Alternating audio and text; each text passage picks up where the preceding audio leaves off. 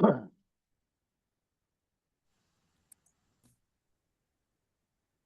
Hey Michael. Dale, how are you? Fine and dandy. How about yourself? I'm doing okay. A little tired at the moment, but overall Yeah, pretty good. it's been quite a week in many ways.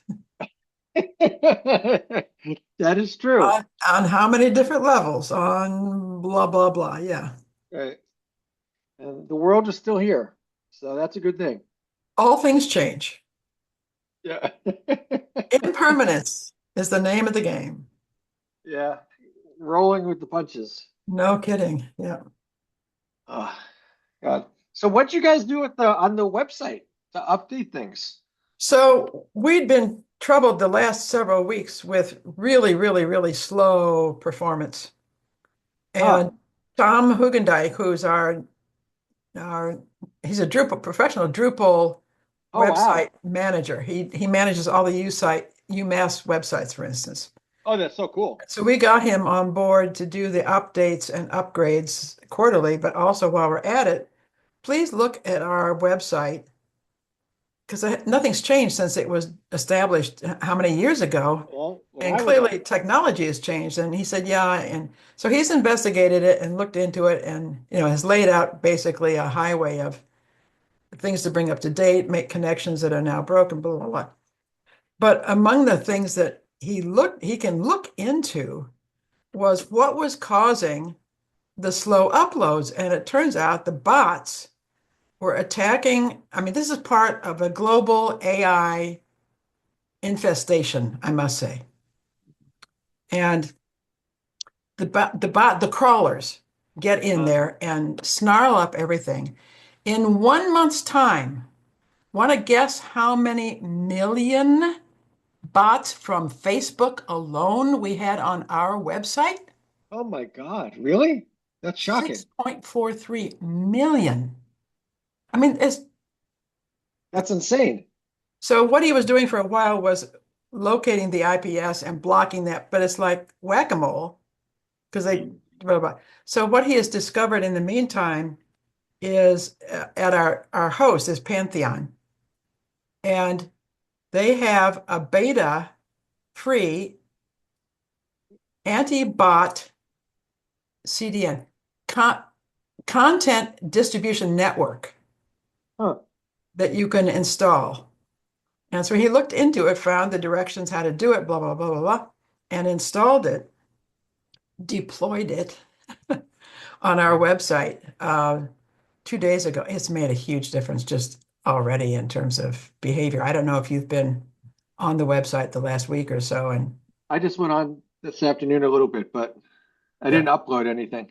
and it's snappy behavior now. I mean, performance is back to really what it should be. Well, He's going to be a godsend. It's just is he a resident? he lives in Northampton or Florence, so Okay. local. I mean, the How guy did you snag him? Penny Jakes, and when Penny was at UMass, Tom was the man he that she dealt with in terms of her department website management. Huh. And so she recommended him. And so Fred and I had an interview with him. Uh, what do you do? What do we need? Is there a match? Blah, blah, blah. Yeah, And he took us on. that's And so the cool. initial Drupal upgrade last fall and has followed up with that since then and laid out, and Fred and I laid out, what we see as hurdles in the current website setup. And he said he'd go look into it and see what was there. And so, Exciting. it was set up okay, but things have changed. And so connections were broken, links were broken, references to old systems don't work anymore. So Mhm. bring that system up to date. So he's been doing all that. So That's amazing. Congratulations. Good job. Hi, Nate. Hello. So, hey, Republica, is that your shirt? hey, Yes. he gets a commission for that. To show it. Yeah. No politicking on our website during our meeting. Is that what you're saying? Or should I zip up my No, I think it's okay. I was just kidding. notes? But Okay. talking about eyeballs, like you It's get, not sectarian. It's just, it's good journalism. it's good. Journalism. Yeah. Yep. Yeah, depending on what you think. So, so I know Greg isn't joining us, but Gail, are you up for minutes? I'm ready to take minutes. Yep. Oh, great, cool. Okay, I'll call us to order at 7:03 Are we being then. recorded? We are being recorded. Has all our conversation previous been recorded? Yes. You just did your official web update. Yeah. So anyone who comes for energy stuff will learn about the website. So it's a bonus. Huh? Hmm? No public. No public. We never have public. I don't know. Yeah. It's so much to find this interesting. Um, as an aside, I went to a Conway Planning Board meeting on Tuesday. That's where Jeff Lacey is, and they've been meeting in person like since the last 2 years. It's so interesting. It's like how different towns have Yep. different cultures now of how you do it. I mean, they're not even hybrid. Like their room doesn't even have hybrid setup. Really? Yeah, Which means they have no recordings available. right. Well, that's what made me think about it. It's like, there's sort of I don't know, a laziness. Like, you can just sort of go at your leisure to sort of go watch a meeting. You don't have to do it in real time. Yeah. So, once you stop watching Netflix, you can switch to, But it makes more accessible to more people. oh Agreed. yeah, it definitely works. You're not arguing against it. Yeah. Okay. No, I was just intrigued. It was just really different. Yeah. It was like the old days. In a Oh, room the with old 5 people, days. and nope, there was one public, and that was it. And there's no Back in the real old record. days. Yeah. So no public comment, I would assume. No. So should we jump into updates? Yeah. Sure. So I think Nate, you're up first, just about the monthly update from Colonial, which we all saw, but there's more texture. Right. So, it looks like we're going to get that. I think it's a quarterly update, Okay. ultimately. So that first quarterly report, it doesn't have a full quarter's worth of data.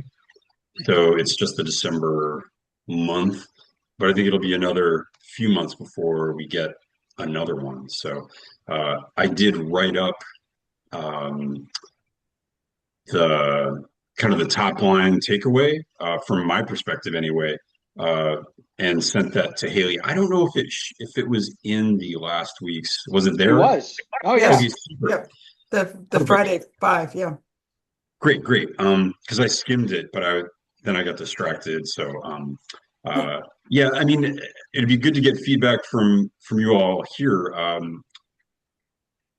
There are different ways to present that information, and I guess the intent was to include a link to the spreadsheet itself, which is a comprehensive snapshot of the data that they're providing us.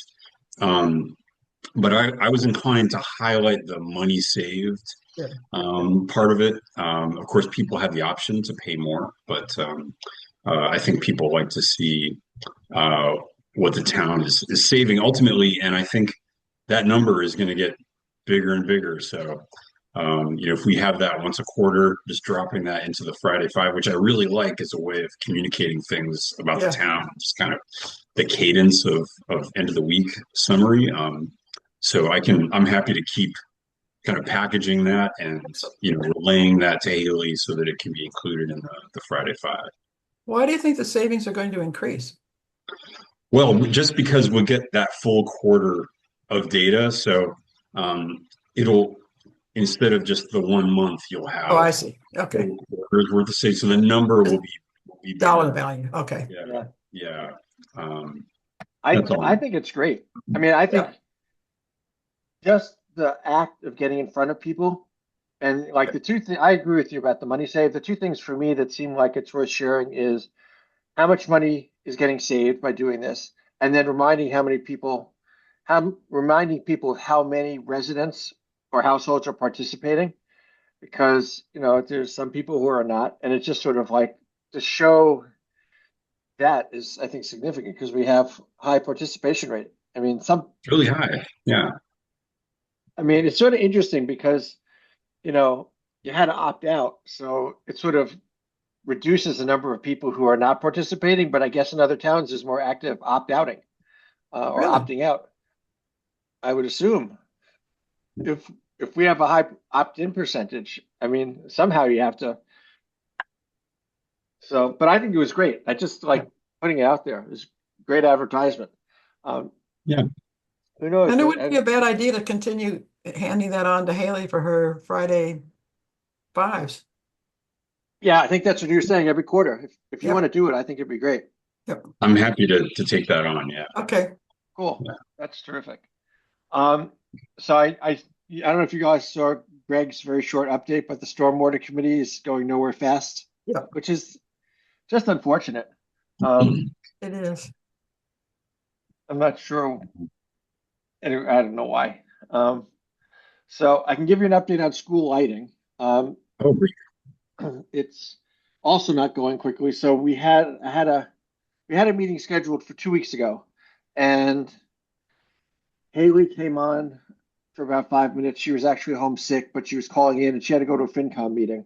So it was actually just me and Devin. And I don't know, I wrote it up. I think I CC'd you guys, but I can't remember. But it was a good conversation with him because, there's always this deferring to the police in terms of security when it comes to lighting. So he was really great. He said, Him? Devin, the police Kevin, chief. yeah, okay. Yeah. He was saying that he's not so worried about what's going on in the parking lot. He's more worried about what's going on with the building, so like having lighting on the building. But, and I asked about the driveway, and I pointed out that, this right now, the principal didn't quite understand the technology that's in place because she was saying that she thought it was motion detection, but it's not. It's light detection. So when it gets dark, the lights go on, and then they're on all night when it's dark. So that's sort of the issue.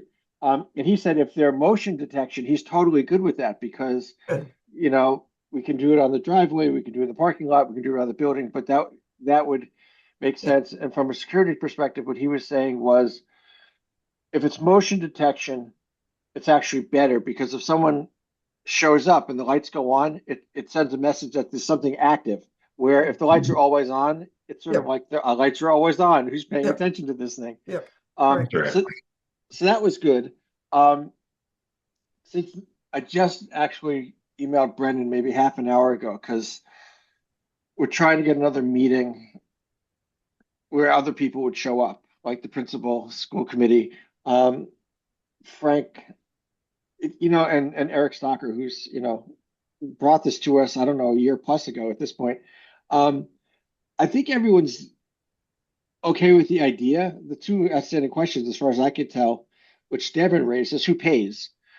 So there's the installation, but there's also like, you might know Nate or Gail, but like who's paying the electric bills right now?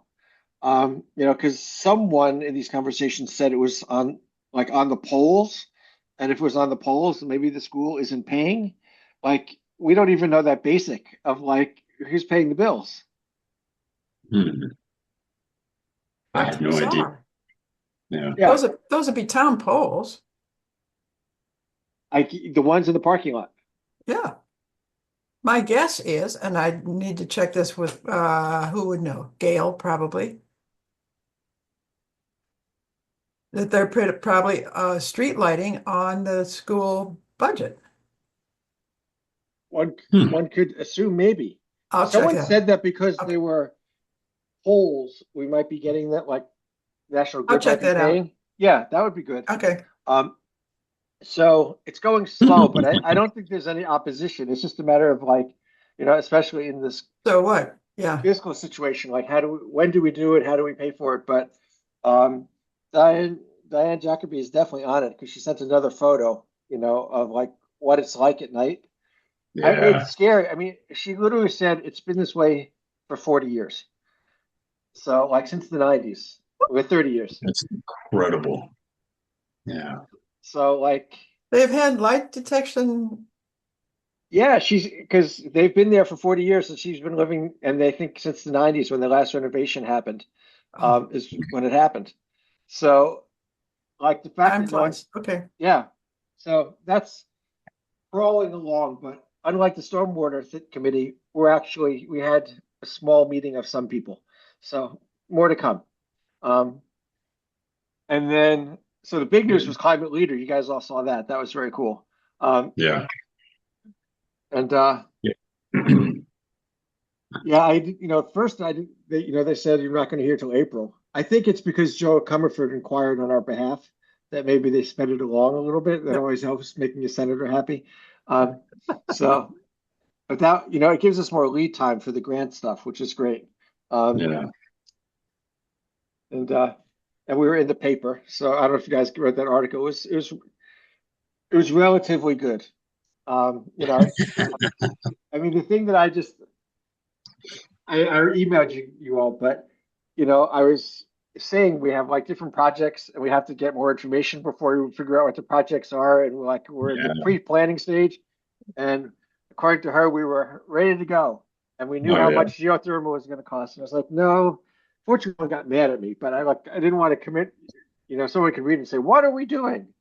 I haven't Mhm. heard about this yet, so It's not too late for someone to get mad at you. But that's true about any range of things. I'm used to that. I don't know. Do you guys have anything you want to say about climate leader in terms of the designation part, not the grant money? When was the actual date of our being designated? Uh, Somewhere I'll in look that up in your March. emails. Yeah, it was like yeah. mid-March, about 3 weeks ago, I think. Um, so what I found out actually was when I was on this FERCog call last week with the other energy committees, Yeah. which is pretty cool. You guys should come if you're interested. It was really, I learned a bunch. So Warwick was the other town that got designated in Western Mass with us. I think there was like 5 or 6 towns. Brookline was one. I don't know if East Hampton already is, but there's a total of 35 communities that have the designation, so a tenth of the state at this point. So we still have a window to be competitive where there's not that many competitors. But it's definitely growing. But we're not we're not going to get pushed out of contention quite yet. But it is good to know. And the only one, I think there's only 3 in Franklin County, so it's Warwick, us, and Ashfield. So we're doing good. So I'll tell you about the solar project with Colonial. Is that okay? Shifting gears? Yep. Are we still in updates or? Yeah. Yep. Yeah. Okay. There's like the solar, after the solar project, there's other, if you have Okay. anything else. Okay. So Mark and I have a follow-up meeting with MassDOT next week, which is cool. So, we met with them, I don't know, about a month ago, and he and I both got homework assignments. One was I had to find out about permitting, which after I sent the email, it seemed like they knew some of it, but it was sort of like, if we found a spot with them, who's the permitting body? And so I emailed my contacts at DOER in the siting and permitting. And is that who wrote back? Yeah, I think, yeah, they wrote back with what they knew. And then MassDOT responded. So I think MassDOT actually can permit some of it, because like if it's, just say it's on the Mass Pike, but it runs through Palmer. The question was, would you have to get permitting approval from the town of Palmer because it's physically within the bounds of the community, or is it because it's controlled by MassDOT? They, as a state agency, they have some special status, and although I'm up to my eyeballs in clean energy permitting, I didn't know that particular answer. So What I did it have wouldn't to say do with the area of, what do they call it? The area beside the highway itself? the right of way. The right of way, would it have something to do with placement of the, Not so much. I mean, because the idea would be that we would, Mark would find a developer who would build something new. So if you're going to do a development, then you have to get all the permitting, make sure, wetlands approvals and Right. all that stuff. The right of way was interesting to hear about because the feds get involved, you know, because it's an interstate highway ultimately. So the feds get involved if there's anything approaching impact with traffic. So, you know, like if it was in the median, for example, or the breakdown lane, but we're not going to necessarily do that. But, you know, if it's in a parking area where, you know, the trucks usually are or something like that, or if it's just land that they own because it's next to the highway. So that was interesting. And then Mark had to look at some financing stuff, which I sort of followed, but it was a little complex. But what was cool is I emailed them last week to say, hey, we really want to keep this rolling. And they responded, so we have a meeting next week, which is cool. I mean, I think we are definitely pushing them. Like, my sense is they were doing this assessment. They expected it to be 6 months. And my pitch was, if you have any ideas for low-hanging fruit, let's start talking about it now. Like, we don't have to wait for the assessment to be done. We're happy to start talking to you now. And Mark loves the idea because what Mark basically told MassDOT was, I'll find as many towns as, you know, for demand, depending on the size of the supply, that if you can give us a big site or multiple sites, you know, he could just fill it. So he's really thrilled. I think I mean, one, it's more new kinds of business for him, but also it's a paradigm shift, you know, and so he's really psyched about that. So we shall see. I mean, we could be pushing a model, which would be neat. So I'll keep, as this evolves and gets, you know, if it gets more real, which would be really cool. Because you know, I think it's a great model if we can show that municipalities can use CCA to develop solar. Like, someone should have thought this a while ago, but you know, hey, it takes a Shutesbury to show up. So, yeah. So Nate, you got an other update? Yeah, I wanted to just like report out on a couple of phone calls that I had joined. Michael, you'll remember that someone from the Northeast Energy Efficiency Partnership, NEEP, was organizing a Franklin County Energy Code Collective. Of course I do.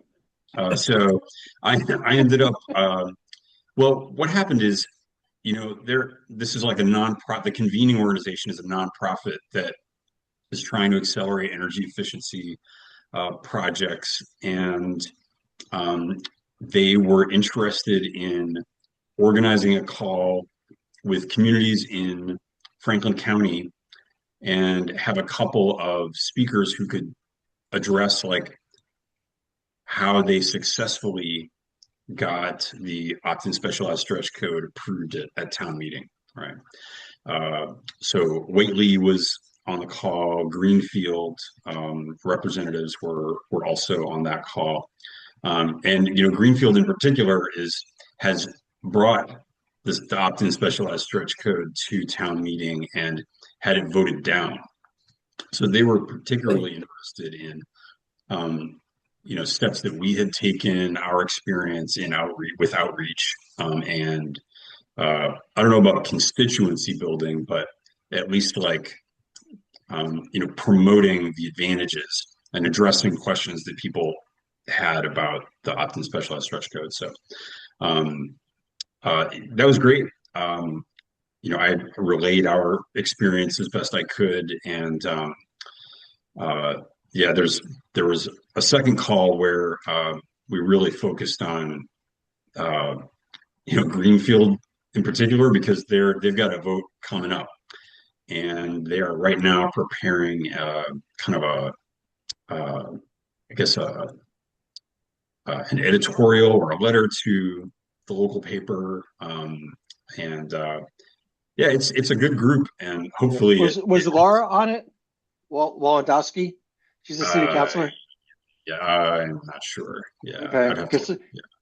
Yeah. She's running for Natalie Blasey to be state rep, but I know her from previous work, and she was saying that's a challenge in Greenfield. It is. Yeah, not every town is excited about it. So I think particular builders in particular as a kind of a group were a little negative on the idea. But so that was at last year's town meeting that it failed? I believe so. Whether it was a special town meeting or I think it was just a regularly scheduled town meeting that it was Mhm. voted down. But I did read some accounts of the vote.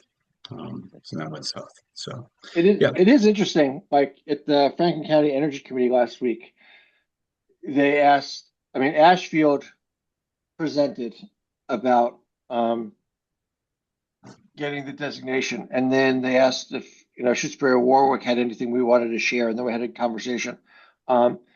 It seems like of all the check boxes you have to do, it's the stretch, opt-in stretch code that's the problematic one. Like that's where yeah, the pushback is across the board. Right. And yeah. It's the other technically complex, and and it speaks directly to like people's houses or their perception of like, hey, does this involve me? Like, so that was one of my main messages was like we were at every opportunity, stressing that this if this probably doesn't apply to you. Like this is just for new construction, and so on and so forth. And I think that behooved us to stress that point. Yeah, I think that's true. Yeah. Did you have another update besides that? Well, I have been I put some stuff together in an email on my outreach to various like superintendents that Yeah. Hold that one for a minute. I will. Yeah, yeah. Yeah. So how would you title this update, Nate?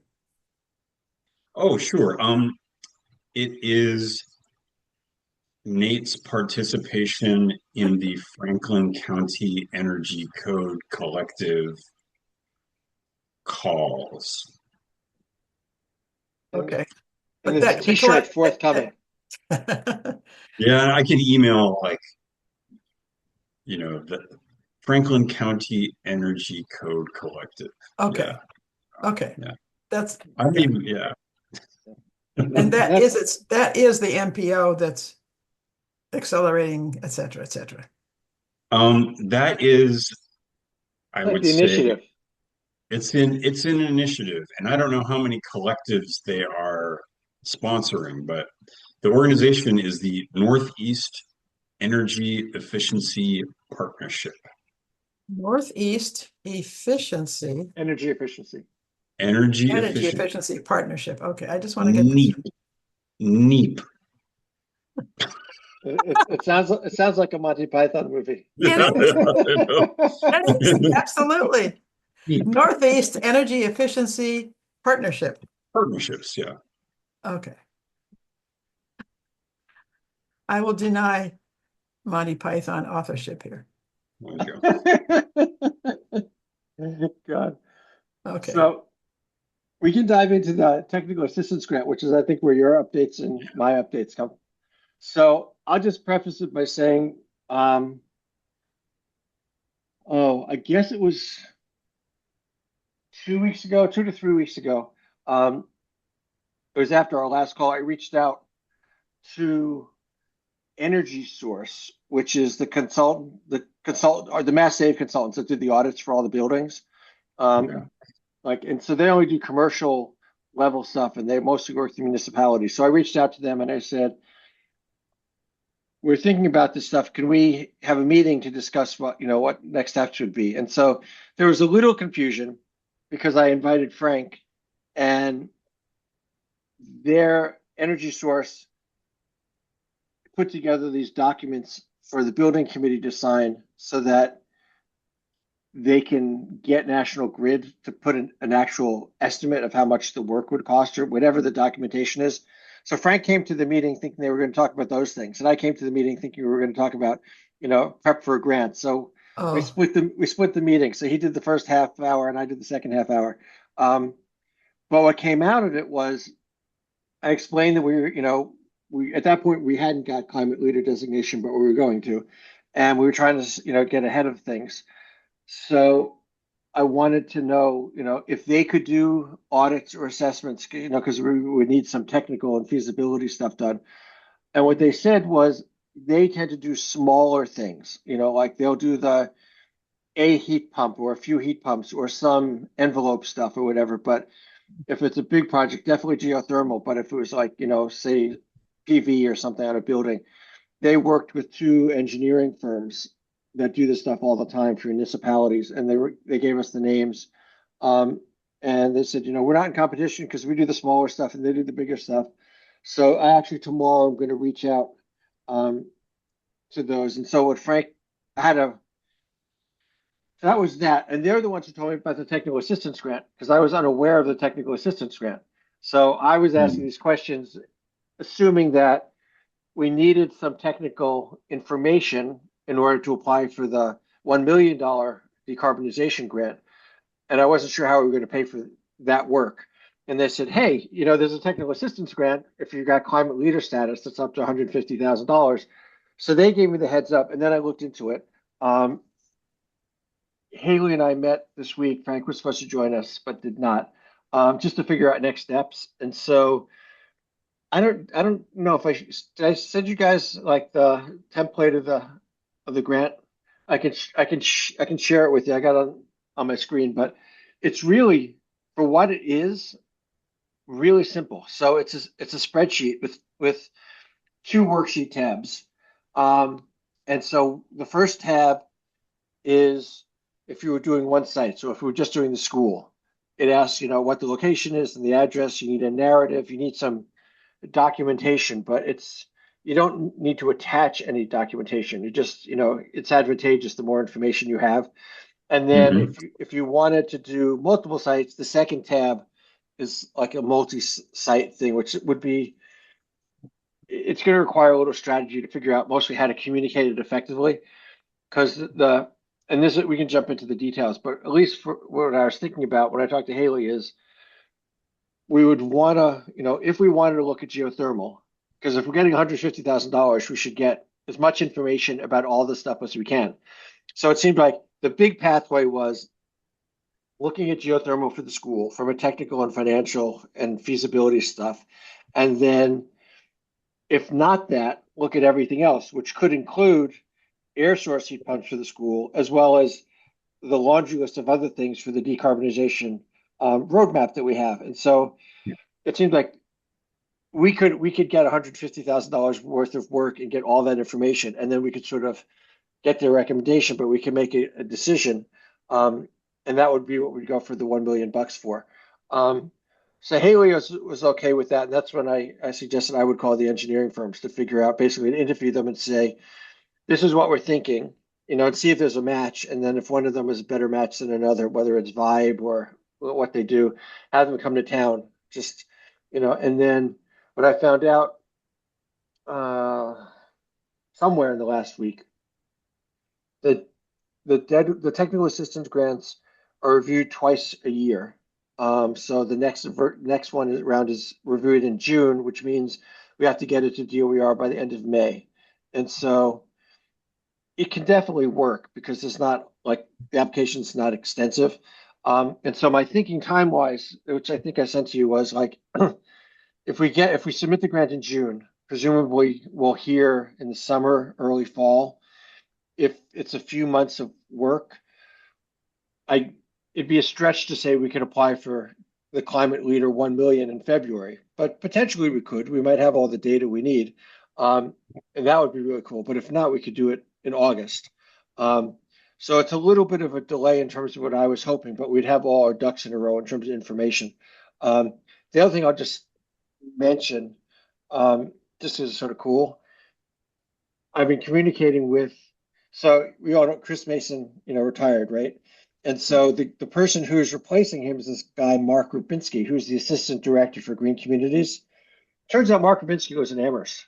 So, because he was on the FERCog Energy Committee call, which is really cool. And so I'm encouraged because one, he knows where Shutesbury is.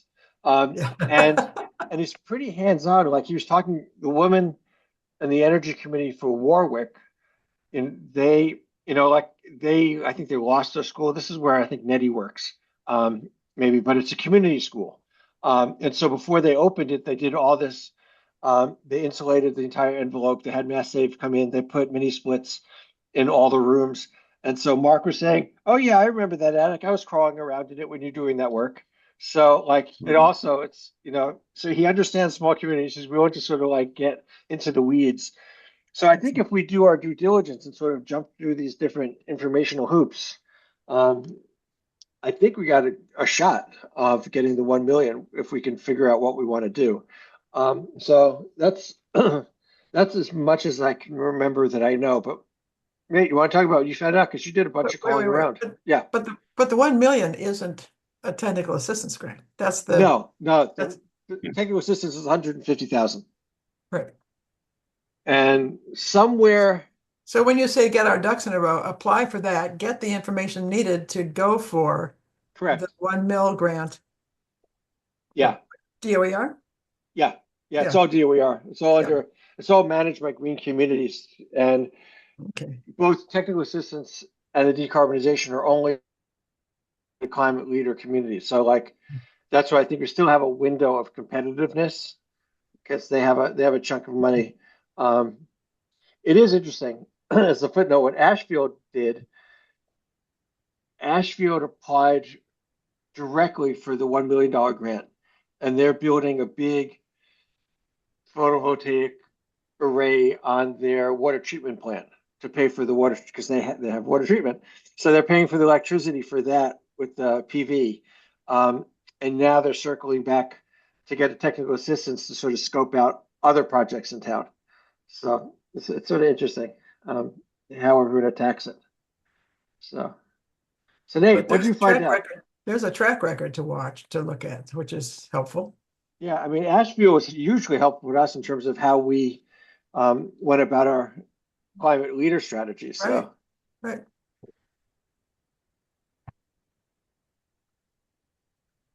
You're doing air source heat pumps, right? Sorry? You're doing air source heat pump research. Well, I was not exactly doing air source heat pump research, but more I was interested in the extent to which there are, more than one ways to solve the problem. And that really got me thinking because the way you're talking about getting an audit of the building. There's the grant part. I really have been trying to wrap my head around like what the sequencing of events is. So that's largely what motivated my outreach to probably about 6 or 7 superintendents because there's this organization on Undaunted K through 12.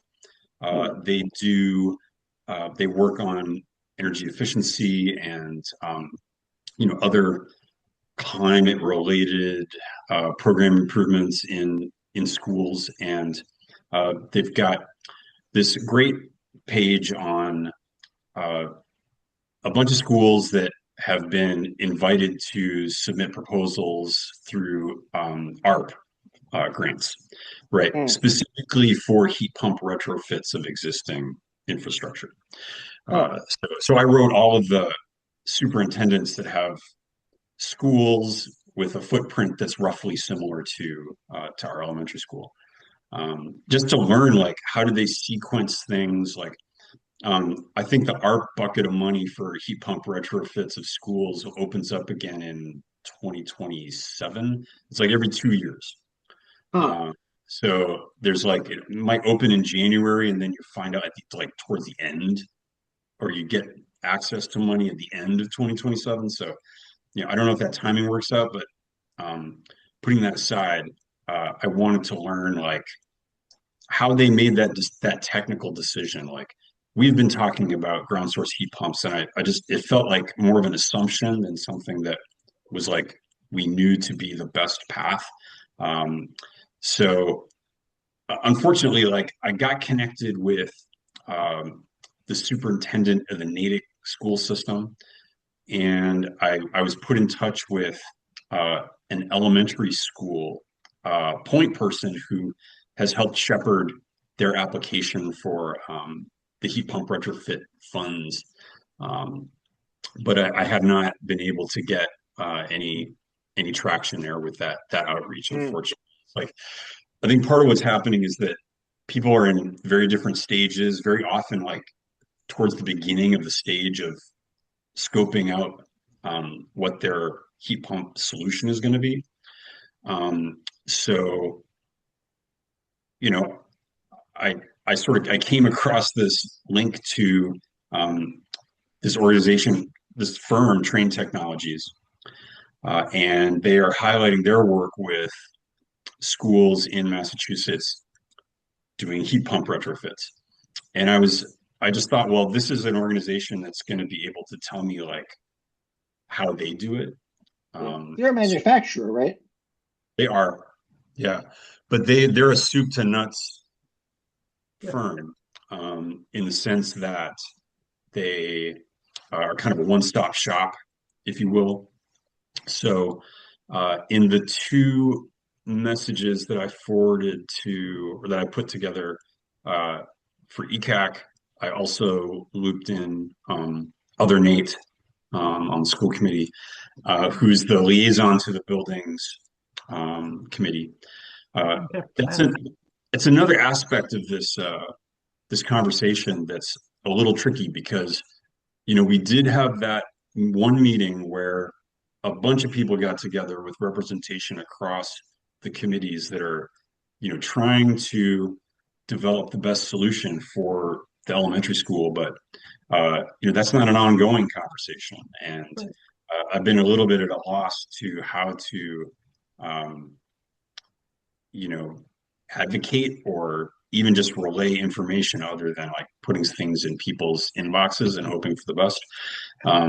But one of the things that intrigued me, because I assumed like even with the technical scoping of the building, is that something you put out to bid? Like, I don't know. And then there's a bidding process and there's contractors, and that's like well out of my wheelhouse. But I did learn that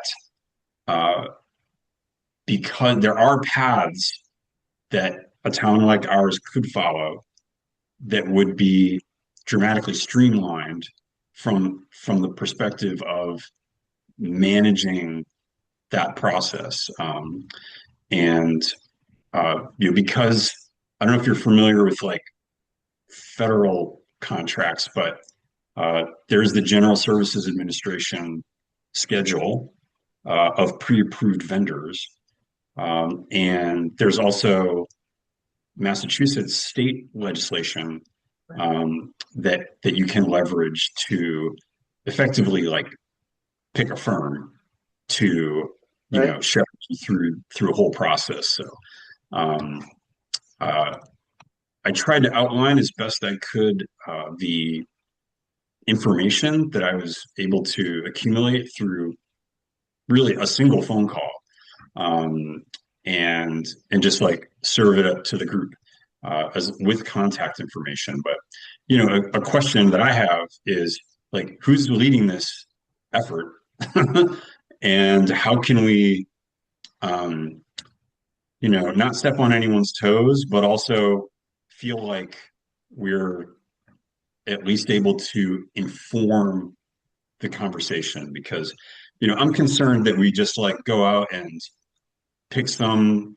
firm and like end up in a path dependency that puts us in a place that's suboptimal, both in terms of time and then money and the solution that we arrive at the end of the day, at the end of the process. So that's where that's my brain dump for, you know, without even getting into like the technical bits. But I felt like I had a much better idea of how things might be sequenced than I did like before. So yeah. Well, I appreciate the research, and I definitely appreciate the looking at like there's multiple ways to sort of get to a solution, because I think that's helpful.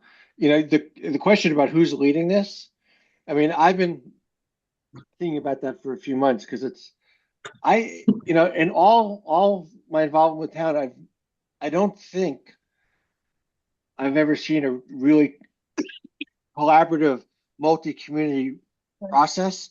So I was really pleased when we had that meeting in December, just the fact that like we got that to happen. I think where I'm at just is I feel like we're nudging the process along. And I reported out to the select board a few weeks ago about, I think it was about climate leader, just to tell them what we were doing and I think I mentioned the lighting project, and I can't remember, but Eric said, you're ECAC, you guys should do this. So like, it's not even like what we think, it's the perception of, who's doing what. I think, for any project related to the school, I mean, one, you have to make sure the school is involved, but, what I got was, there's concern about who's paying, so like they have the biggest budget, but they also have constant budget strain. So they don't want to like take something on.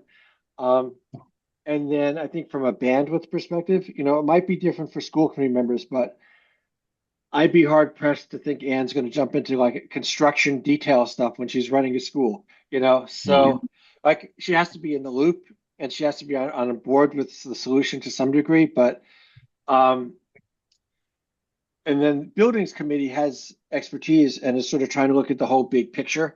So, the fact that we've been engaging Frank, and I think that communication is regular, is like, I think that's if I were to describe it, I would say the primary partnership is ECAC, buildings, and Haley, because Haley's at the center of the hub and will loop people in. Like, Sure. if we have to get capital planning or FinCom or select board, I mean, I could reach out to FinCom and say, we need to get you to the table or whatever, but better if she's sort of herding the cats. Gail? So they have tried to get this group convened twice now with no result. And Nate, you've identified people who are active, and Michael, you've identified people who are active, and we already have an active relationship with Frank. Right. So I would suggest that we convene a group of folks we know to be involved. So include Nate Longcoat. He's on capital planning, by the way, as well as school. So that would cover that one. Frank would cover. He really wants to fix it too. Yeah. Good. Okay. For all kinds of yeah. Both with his capital planning and his school cap on. Yeah. Yeah. But convene those folks that we know are interested and active. And yes, they represent whatever. And parcel out responsibilities or assignments to each of us. And yes, somebody from the school, the superintendent, the principal should be involved, but no, she won't be given a technical research assignment. Yeah. But she's got to say from the point of view of budget, of overview. Right.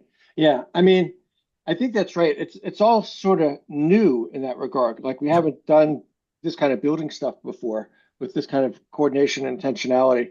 I mean, I think if what I'm thinking about right now is like, if we can focus on the technical assistance grant and get that applied for by the end of May, which is relatively short, doing that, it's really Frank and Haley and I representing our respective groups. So like, I would keep you guys involved and tap you if we needed to, but it's not feeling like a heavy lift if we can talk to the engineering people at first. But then if we get it, it's sort of like the whole idea of assessing, like what's the right technology. And, I would say the primary site is the school, given, it's both its existing problems and its energy usage. And then secondarily, what are the other ways to approach it? I mean, the other thing that's interesting, which is a wild card, is, well, Gail, you were there at the select board meeting for the M&N Spear reuse committee discussion. Yeah. And like the ideas are everywhere, but what was interesting is coming off of that, and then I went to this buildings committee where we shared the agenda, and what was being pitched as one of the things was redoing the lights in town hall, and they were specifically saying, well, the lights in the police space, we're going to do X, Y, and Z. And I was thinking, we have to make sure, like, we're not redoing the lights in the police space if all of a sudden in a year or two, it's not the police space anymore, or downstairs. And so I think part of in the technical assistance assessment is exploring as best we can the pathways that includes different uses for the buildings. Oh, the other thing I'll just say, which is really sort of was cool, Mark Rubinski last week when I was sort of talking about, our thinking, Mark Rubinski said, a town can amend their decarbonization roadmap. Because I said, based on my read, you can only apply for the $1 million grant and the technical assistance grant for things that are in your decarbonization roadmap. And he said, well, we don't want amendments every week, but if you come up with an amendment, you can submit one. So what I thought was encouraging about that is if we actually get some clarity about the reuse stuff, like what really struck me, which I personally like, is when Leslie Bracebridge mentioned the idea of maybe moving the police station down to be co-located with the fire department. I don't physically know where that would go because I told Haley, like, I can't imagine DEP is going to be happy with building something over the contaminated part of the parking lot.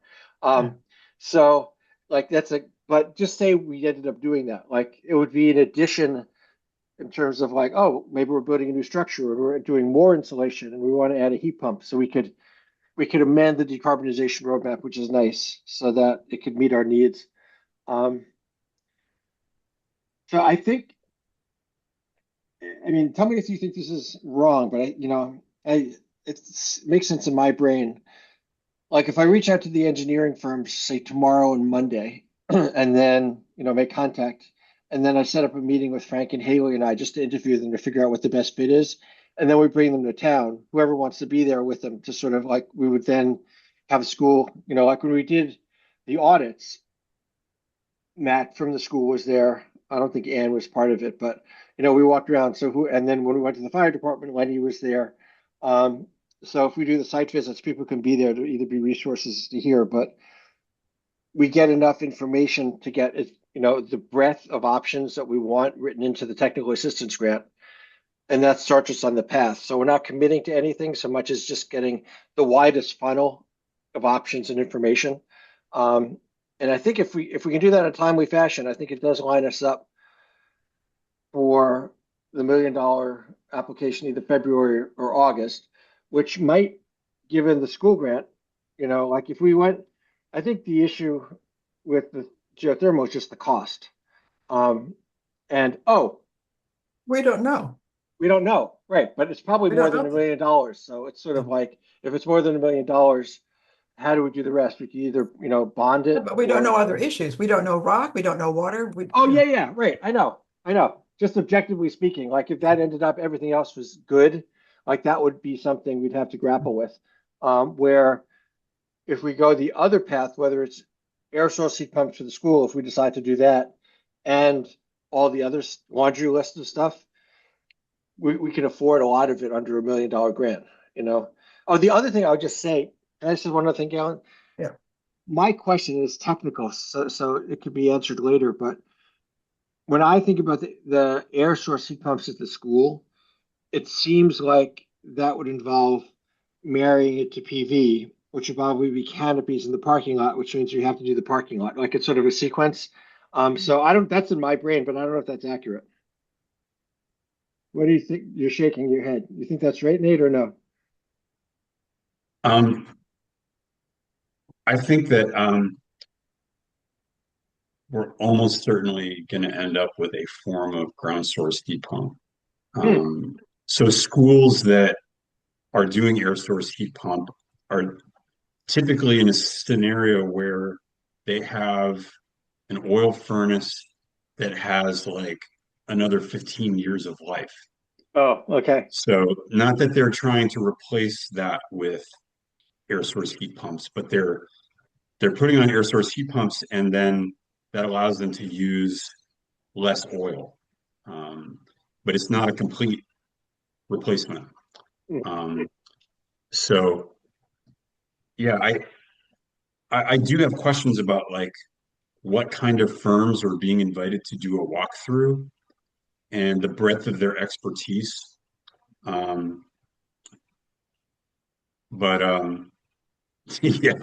Yeah, like this technical assistance grant, like going into that with as much information as we ultimately need. Um, yeah, I'm sure you're vetting them, but I have not heard anything about the firms. Yeah, I'll share the names. I haven't heard it. I mean, I haven't looked into them at all yet either. Gail? So my question to you was, what engineering firms are you going to go to and why? And is there any reason why we'd not go to Train? We could go to train two. The ones that, let's see if I can find it really quickly. It's the two that Crystal at Energy Source, who's the Mass Save consultant firm, suggested because she works with them. So she said they've worked with municipalities a lot. She highly recommends them. So in the world of not knowing anything, so their names are B2Q, that's one of them, and the other one is DMI. And what she wrote is, they're the two we regularly see doing TA studies, and I've asked for contacts. So it sounds like they're doing technical assistance studies with municipalities already. So they'd be doing the assessment, the Yeah. same thing that Train claims they're doing? I'm not, it sounds like, would Train look at the whole host of decarbonization, or is it mostly focused on? So we could ask them too. I mean, I think you're not required in the technical assistance grant to name your vendor. You know, my gut says if you can name it, it shows that you've done a little bit more due diligence. But if you could get me one,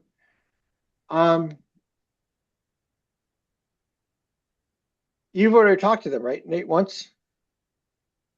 Oh yeah, yeah. The two and I forwarded some additional information fairly like late this afternoon that I Yeah, I saw didn't that. expect anyone to.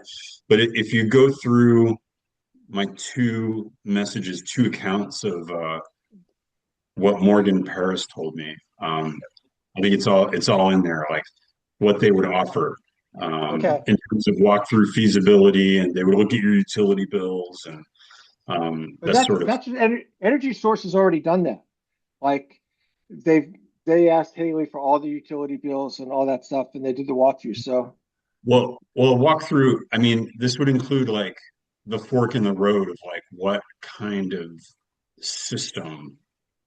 Like I think there's got to be more to it than just looking at your electricity bill. So, yeah, but I would recommend like folding Train putting them into in. the Okay. seeing what they can offer and at what juncture and then at what point any obligations would bite. Okay. Would these other two engineering firms cost money up front to make the assessment? No, I mean, I think Train says outright not. Well, I wouldn't. I mean, if there's $150,000 to do everything, Yeah. I'd rather not do it on the cheap and sort of say, well, we can give you this for free, but if you really want to do it, it's Oh, I going to cost see. X. Oh, I see. Okay. So, like, we want everything we can get out of it. So applying for the grant would be applying to get somebody to do the assessment, to give us the information that we would use. Okay. Yeah, all this initial phone call is to figure out, like, I could write the narrative now for the grant, but it would sort of be weak. Like, it'd be much better to have, say, either I Train see. or the engineering firm say, here's the language, this is the scope, this is our world, this is what the Green Communities needs to see for, like, when you say you want a technical assistance, this is what you're asking for. So it's more the verbiage and more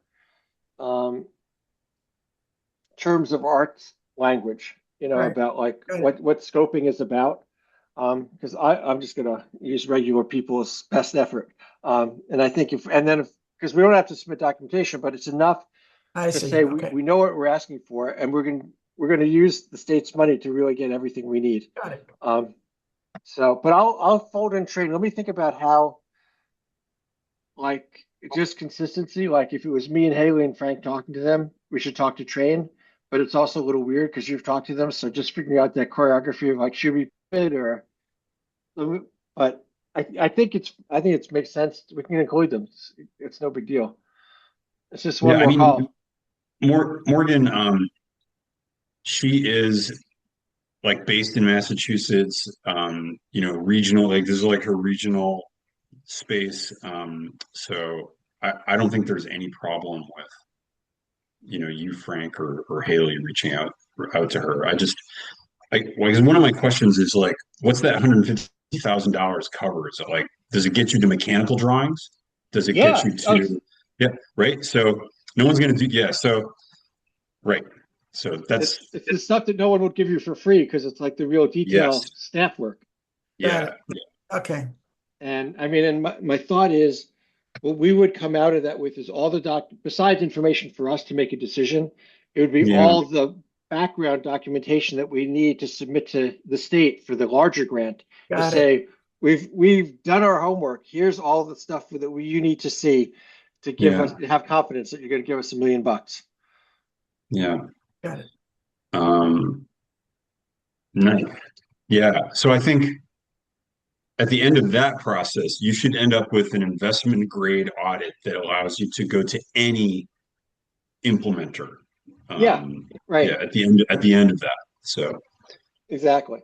And nice. that'd be a whole nother discussion. But like that's the whole point. It's like, well, the thing that we've always wanted, we will have in hand. Yeah. And if we need to borrow money, with the town's approval, we'll have the documentation to make that argument. So I thought of one other thing I just wanted to mention, and then we can go to internships and then minutes. But I wrote this in an email, but it's worth saying out loud. So during the Franklin County Energy Committee discussion, we got into Richard Nathorst, who's on the planning board in Leverett, who used to live in Shutesbury, was saying, so Gail knows this, I don't know if you do, Nate, that Leverett got broadband before we did, a few years before. And they did it before the state did it. So they started MLP and they built it out. And Richard was part of that. And so what they're discussing they want to do is create a second MLP. They don't want to mess with their broadband MLP because that's working fine. MLP that will only look at energy. And the reason being is that if you're an MLP, you can have your own power lines and you can hang them on, they have Eversource, you can hang them on Eversource poles. And the idea was, he was saying, we've got lots of people in town who have solar, who are sending net metering back to Eversource. And what they want to do is, if they're an MLP, they can get that energy and give people their net metering credits, but they can turn around then and use that energy to power the public safety, the library, the school, and ultimately the town hall, because they can do it across town. And so they're creating a microgrid that's more resilient, that's more affordable, because if the MLP is going to be powering the school and the library and the public safety, they're not going for profit. They're just providing the energy for whatever. It's all, within the budget of the town, basically. So they're just at the beginning steps of doing that, but I thought it was such a cool discussion. And one of the things that I just remember from way back, like 2 years ago when we were talking about solar, was for whatever reason, maybe it was talking about connecting to the fire department of the Spear, but that someone said you couldn't cross Leverett Road because it's a state road and the utility has to give you permission. But if you're an MLP, you can, because you can go. So I just got totally inspired by that. So it's like, I just wanted to mention it because I think somewhere in this stuff, that's the next chapter. Oh, yeah. I think that form of MLP is the one that would supplant our CCA, though, right? I think that would be right. Yeah. That would be the step where you're harvesting the 0.001 cents per kilowatt hour. And I think that's the MLP that you can't have if you have a CCA. Right. That's how I understood, remember we had that whole question whether our broadband makes us ineligible. So it could be the next step, but it would be it'd be exciting. Maybe we could get the interns. Project. Yeah. Yeah. Anyway, Get the good interns segue. to it. So you were excited about the intern thing, right? Who, Dave? me? Yeah, I mean, my experience with interns is it can take a lot of work to um, create the work for them, and I worry about coming up with 20 hours Yeah. of work for that person. Not that the offer isn't like quite generous and like a really good opportunity. I was a little concerned about the fit, you know, yeah, because I have a little untapped bandwidth, you know. um, but yeah, I don't know if people feel maxed out such that if they added another 20% to their own plate, they could get like an additional 10% yield on it on the work of an intern. You know what I mean? Because yeah, you've got to put in work to get something like value out of that yeah, experience. And I benefited from internships, but I also have like supervised them, and they can be a lot of work. That's all. yeah. I got tired thinking about it. Yeah. Yeah, I've had the same experience. I mean, to make it worth their while and your while, you really have to sort of figure out what's a project that you want to get out of it. Make sure that they understand it, they're doing it in a timely fashion. It's really investing that guidance. Um, so, I mean, my gut is it's a nice offer. I'm glad that people are doing it. I don't think we might be Okay. in a place somewhere, but I'm not like dying to Okay. do it. Okay, good. Yep. We're on the same Yep. page. Yeah. Okay, It's cool. one of those, it's easier just to do it yourself than to try to, yeah. Yeah. Yeah. And you're right, generating 20 hours a week is, And we don't have if you had a discrete project that we yeah, knew like, oh, this is a 100%. wish list thing, yep, different we Yes. don't story. have that. Yep. Yeah, Yeah. Yeah. cool. Okay. So, wow, we're doing really good on time and then we're just chatting away. So I think we only have minutes and setting another No date. topics not anticipated by the chair? I've got nothing. I've mentioned them all. So, and we want to move to approve the minutes of March, whatever date it was. 17th. Okay. Yeah. I will move to approve the minutes. I will second that. Michael was second. Any discussion? Were there Oh, I any did not- additions or changes Oh. sent? I had Yeah. two typos. Say Oh, what? okay. Let me just get Let me, hold on, let me pull it up. okay.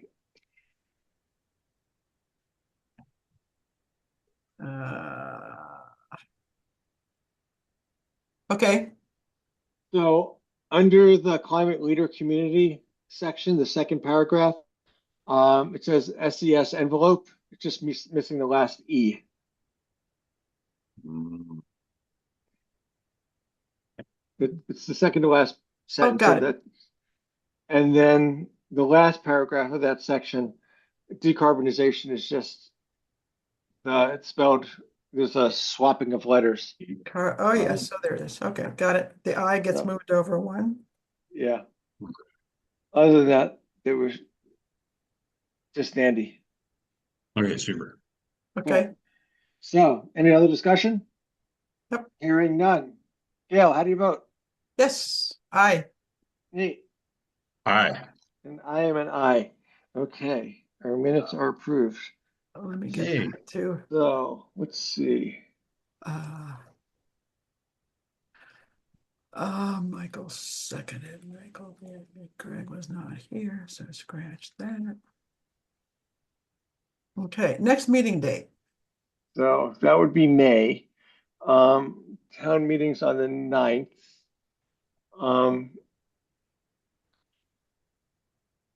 I, we could, what's today? Today's the 9th. And we could do the 12th if you want to do the 12th. Probably 12th works better for me, but we could do the 26th, which is later. We're not running up against anything important, but can you guys do the 12th? I It's can like do the 12th. What did you say, Nate? Yes, I can do the 12th. Okay, Okay, so let's plan on May 12th, same Got it. time, same bat channel. Cool. This was a good discussion. I think we're Yeah, continuing to, feel good. yeah, this is great. And yeah, thank you both. We're a good productive committee. yep, Feels good. yeah, it does. Be part of it. Cool. Yeah. Anyone want to move to adjourn? I will move to adjourn the meeting. I would like Yeah, to you do want to that. second I that? will second. Okay, assuming no discussion. Nate, how do you vote? Aye. Yeah, Aye. and I'm an aye. Delightful spending the evening with you all. We are adjourned. See you in a Enjoy the month, rest if of your not evening. sooner. Bon appetit. Okay. Do Bye. you know if these meetings are being, if the recordings are being put online anymore, or is that long gone? I think I'm not sure anymore because of the town clerk thing. Yeah, can I've you seen save it to some. your, can you save it to your, They're successfully getting put elsewhere. It's just a matter of transferring it from the Zoom account onto the YouTube thing. and you can't save it to your computer and send it to me? No, because I don't want to mess with it again. It was so hard to Got get it. doing it Okay. correct. I'd be Okay. scared.